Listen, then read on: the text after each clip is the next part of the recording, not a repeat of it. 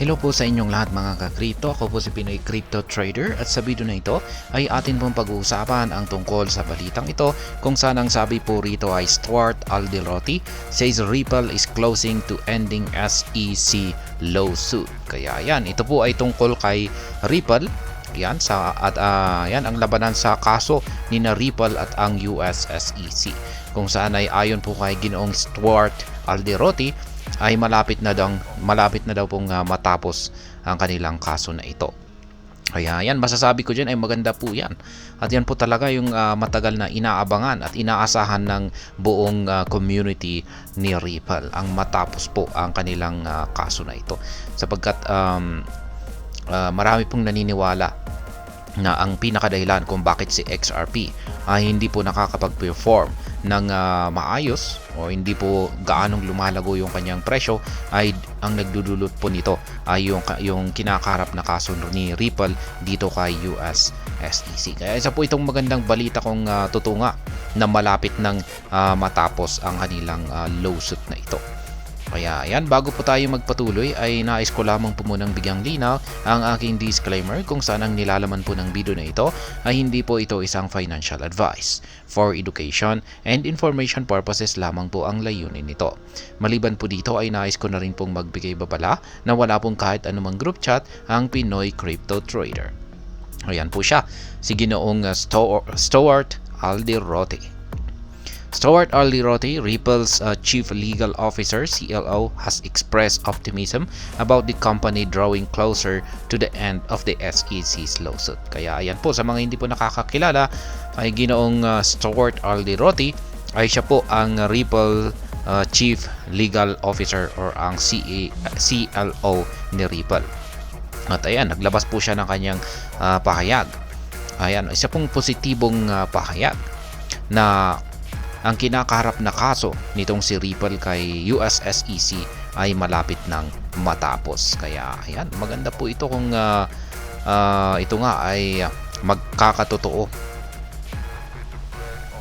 Alderoty acknowledged that while Ripple is now close to seeing the end of the lawsuit, it is unfortunate that other crypto businesses are just starting the process of legal tussle against the regulatory agency. Ayan, mukhang parang may pinatamaan pa itong si Ginoong Alderoty na ibang mga cryptocurrencies. Kaya ayan, kung saan ay sabi niya rito ay si Ripple ay patapos na yung kanyang kaso dito kay US SEC. Yan, matatapos na sila. Pero nakakalungkot lamang daw na yung ibang mga cryptocurrencies ay nag-uumpisa pa lamang daw sila naharapin yung kanilang kaso dito kay US SEC. Kaya yan po yung kanyang nakakalungkot na ibinahagi dito tungkol sa ibang mga cryptocurrencies. At totoo naman po yan. Totoo naman po yung kanyang sinabi rito na yung mga ibang cryptocurrencies ay ngayon lamang po sinisimulan ni US SEC na habulin. At parang dumadaan na rin sila sa pinagdaanan ni Ripple noon. Kaya yan, mukhang maiipit na rin sila kung pagdadaanan na rin nila yung katulad ng pinagdaanan ni Ripple.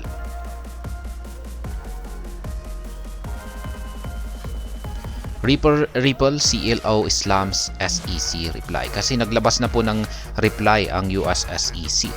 At ayan, ang Ripple CLO na si Ginoong Stuart Alderoty ay ayan, parang inislam po niya ito or parang binaliwala po niya ito.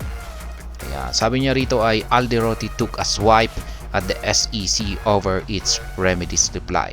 He accused the regulator of not faithfully applying the laws as part of efforts to deceive the judge. Kaya ayan, ang meron pong akusasyon itong si Ginoong Alderoty dito sa naging reply ng US SEC kung saan ay hindi daw po nila ina-apply yung batas. Ayan, at gumagawa sila ng paraan para lokohin yung judge. Ayan, parang linuloko nila o binobola nila yung judge. Despite this, Ripple CLO expects the judge to be impartial and fair in her remedies ruling. Kaya ayan. Ayun po kay Ginoong Stuart Alderoty. Ay gayon pa man, ay inaasahan po niya na ang judge ay maging patas naman.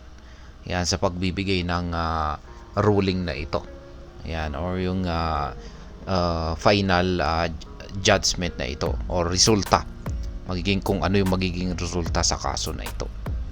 Kaya ayan, yan po ang sinabi ni Ginoong Stuart Alderoty dito. Kaya maganda po yan kung malapit nang matapos ito at malapit na pong mailabas yung resulta nito.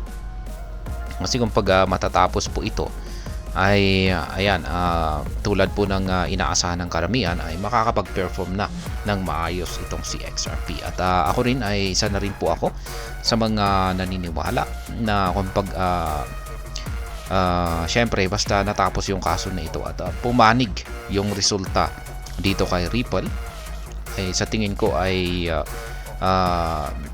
magagawang magpakita po ni XRP ng magandang performance.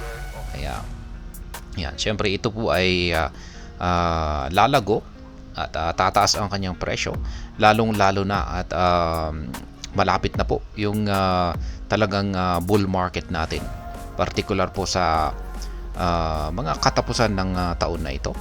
Malapit na po siguro mga basta sa mga buwan na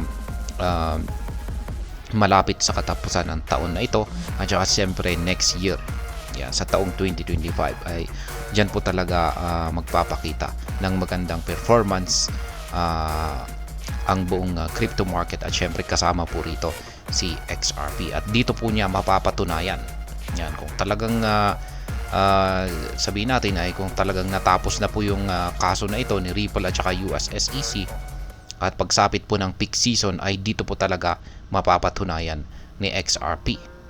Yan ang kanyang maipapakita po talaga niya yung kanyang pinaka-performance dito, kasi wala na pong sumasakal sa kanya.